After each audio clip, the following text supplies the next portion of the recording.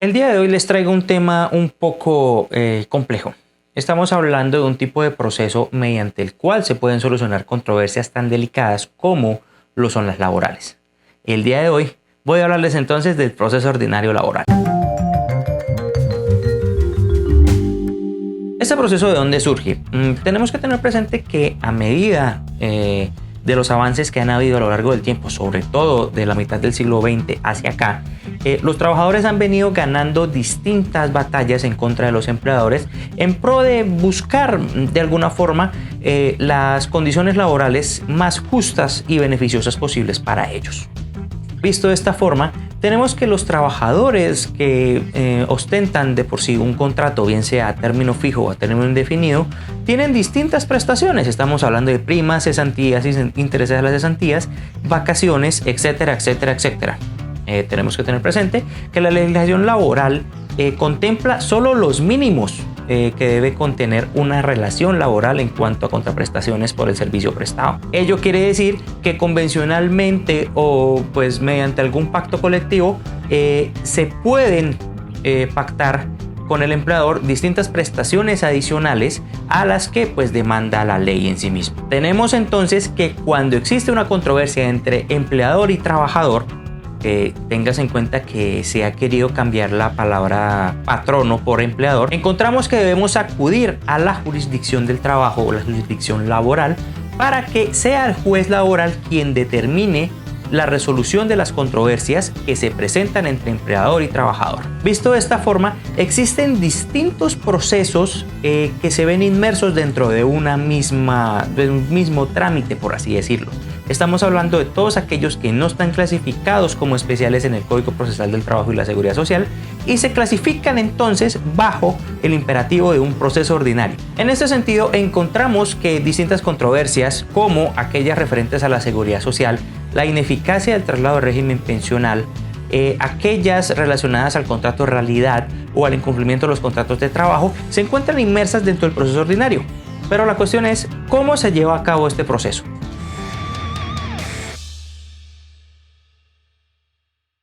Entendamos primeramente que este proceso tiene mucha similitud con el proceso declarativo verbal de la jurisdicción civil. ¿Qué pasa? Tenemos que tener en cuenta que la jurisdicción laboral, puede decirse de alguna forma, es una parte especial que antes pertenecía a la jurisdicción civil. Sin embargo, dada su especialidad y su connotación, la afectación de derechos al trabajador llevó a que el legislador determinara que la jurisdicción del trabajo tendría un régimen especial. Este previsto en el Código Procesal del Trabajo y la Seguridad Social, y pues que en sus vacíos es suplido por el régimen de la jurisdicción civil contenido en el Código General del Proceso. Visto de esta forma, encontramos que situaciones como notificaciones y otros aspectos procesales netamente se encuentran en la jurisdicción laboral previstos de la misma forma en que están en la jurisdicción civil. Ello debido pues a la remisión normativa a la que he hecho mención anteriormente. En este sentido, encontramos que, por lo menos en los aspectos de la demanda, si bien los requisitos terminan siendo casi los mismos que en el Código General del Proceso para una demanda civil, encontramos que los jueces tienen la costumbre de exigir una forma específica de narración de los hechos. Les confieso que el suscrito ha tenido varios problemas con varios jueces del trabajo por este mismo problema. Esto en el sentido de que en civil se admita que de alguna forma el abogado demandante acumule distintas afirmaciones en los hechos de la demanda. Esto es con el fin de aclarar o justificar alguna situación en particular que tiene que ver pues específicamente con ese hecho. En la jurisdicción laboral, el juez laboral tiende a no permitir esto. El juez laboral tiende a exigir que se narren los hechos de una forma clara y concisa y limitando sobre todo las expresiones que uno podría usar en civil para aclarar un hecho. Lo que se pide entonces es que solo se narre lo pertinente y pues el espacio para la justificación que sea necesario, la aclaración que sea necesaria, pues termina dándose en los fundamentos de derecho, que es donde uno pues explica básicamente qué pretende y pues por qué lo pretende, fundamentado en qué. En este sentido, las circunstancias pueden ser algo particulares. Sin embargo, la jurisdicción del trabajo tiene una misión bastante especial y bastante esencial en el Estado colombiano. ¿Qué quiero decir con esto? Quiero decir que son aquellos jueces del trabajo los encargados de resolver estas diversas controversias que se presentan todos los días. A los trabajadores muchas veces los abusan, pero también tienen la misión de proteger al empresario cuando es el trabajador quien muchas veces abusa de las garantías o las malinterpreta de forma errónea, de modo que se presenten distintas injusticias con pretensiones algo, puede decirse, deshonestas de parte de los trabajadores a veces en contra de su empleado. No se está satanizando el para qué la usan una u otra parte. Lo que se quiere decir con esto es que este proceso reviste las características de ser la herramienta esencial por excelencia de la resolución de conflictos laborales en Colombia. ¿Ya la recibo? Corrígele esto o lárgate a otro lado. Siguiendo con esto, tenemos el examen de admisibilidad de la demanda, el cual se da prácticamente de la misma forma que en la jurisdicción civil, solo poniendo atención en los diversos criterios del juez y la interpretación que éste hace de los requisitos de la demanda a la luz de lo presentado y conforme a las reglas de la experiencia.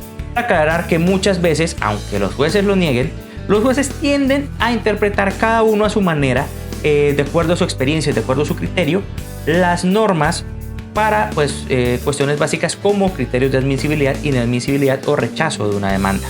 Una vez superado este examen y admitida la demanda, tenemos que se notifica al demandado de la misma forma en que se hace en el procedimiento civil. Esto es otorgándole 5 días, 10 o 15 dependiendo del lugar de donde esté el demandado para que se notifique y se pronuncie sobre la demanda. Igualmente encontramos que también existe la notificación por aviso y en su caso el respectivo nombramiento de curador ad litem para que se pueda proseguir con el proceso iniciado. Una vez superado todo este trámite, encontramos que el proceso laboral ordinario consta básicamente de 2 audiencias que muchas veces pueden realizarse de manera continua. Esto es, la audiencia de saneamiento de excepciones previas, fijación del litigio y decreto de pruebas, y la audiencia de trámite y juzgamiento, que es la que viene a darnos un veredicto final sobre la contienda suscitada. Encontramos que en la primera audiencia se fijan el litigio y se sanean las excepciones previas, requisito indispensable y prerrogativa administrativa y constitucional del juez que se ejerce con el objetivo de evitar cualquier vicio o nulidad que pueda presentarse en el curso del proceso. Esta audiencia básicamente se sale con el conocimiento de cuáles pruebas son las que se van a practicar en la audiencia de trámite y juzgamiento que requieran ser practicadas y cómo vamos a llevar a cabo el proceso, en el sentido de que si se requiere de alguna otra parte interviniente, en el sentido de que si se requiere corregir alguna situación o irregularidad que adviertan las partes o el juez en su defecto para que se pueda realizar el proceso de forma correcta. Siguiendo de largo, podemos encontrar que muchas veces, y pues esto es algo que el Código Procesal del Trabajo y la Seguridad Social permite expresamente, que la audiencia de trámite y juzgamiento, es decir, aquella donde se practican las pruebas, sobre todo de índole testimonial, que requieran ser practicadas para la resolución de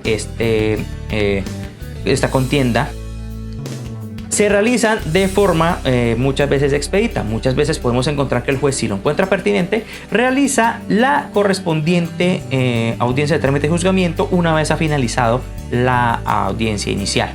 ¿Qué quiere decir con esto? Básicamente, si usted encuentra que un juez laboral dice que se van a realizar las audiencias del artículo 79 y 80 del Código Procesal del Trabajo, vaya preparado. ¿Preparado por qué? Porque va a mandar las 2 audiencias el mismo día y de un solo tajo, como se diría coloquialmente. Una vez practicadas las pruebas, estamos hablando de testimonios y este tipo de situaciones, se pasa a los alegatos de conclusión. Estos alegatos de conclusión básicamente son la oportunidad para que los abogados de ambas partes o de las partes que hubieran concurrido al proceso en su calidad de partes, terceros o intervinientes, realicen las respectivas alegaciones respecto de su posición y su interpretación de la contienda para que el juez resuelva de plano. Cabe aclarar que las reglas de realización de estas pruebas para la posterior exposición de alegatos de conclusión tiene que obedecer a las reglas específicas del Código Procesal del Trabajo. ¿Qué quiere decirse con esto? Pues que en ese sentido tiene que prestarse atención en que por lo menos las declaraciones de parte o interrogatorios de parte tienden a buscar una confesión de la parte misma respecto de lo pretendido en la demanda o lo exceptuado en la contestación, y a su vez que son los testimonios de los testigos, valga la redundancia, los que buscan confirmar los hechos plasmados en la demanda o en las excepciones de la contestación para que se pueda esclarecer cuál es la verdad real de la controversia suscitada dentro del proceso. Igualmente tiene que prestar especial atención en la realización de peritajes, inspecciones judiciales o los demás medios de prueba, pues estos tienen un conducto regular que hay que seguir conforme a las normas establecidas. Visto lo anterior, encontramos que una vez realizados los alegatos de conclusión, el juez procede a dar sentido y, si lo encuentra pertinente, lectura del fallo inmediatamente para resolver la controversia. Debe dejarse claro que en este sentido se procede a especificar si se requiere del grado jurisdiccional de consulta. ¿Qué quiere decir esto? Es una situación que se da si las pretensiones son totalmente adversas o favorables al trabajador, dependiendo del caso y según lo previsto en el artículo correspondiente del Código Procesal del Trabajo y la Seguridad Social, mediante el cual, una vez emitida la sentencia, esta debe ser revisada sí o sí por un magistrado o por valga la redundancia, por el juez superior que competa a raíz de el proceso llevado a cabo. Debe tenerse en cuenta que en este proceso puede conocerse según la cuantía en primera instancia o en única instancia. Si estamos en un proceso de única instancia, se eleva el grado jurisdiccional de consulta con el objetivo de dar pues una garantía de, entre comillas, una doble instancia que se pueda dar. El proceso se da en primera instancia, no necesariamente tiene que darse el grado jurisdiccional de consulta, pues de presentarse un recurso de apelación por alguna de las partes, será el juez superior o magistrado competente quien conozca en segunda instancia de la controversia suscitada. Debe tenerse en cuenta que los procesos laborales dentro de todas las jurisdicciones son aquellos que se destacan por realizarse de forma más rápida. Esto en vista de la forma en que están previstos para que se realicen de forma expedita. Espero haber ilustrado lo suficiente cómo funciona el proceso ordinario laboral. Quedo atento a sus comentarios y por favor suscríbanse y den a la campanita para que puedan observar el nuevo contenido que vaya subiendo en mi canal. Recuerda siempre que estamos para asesorarte.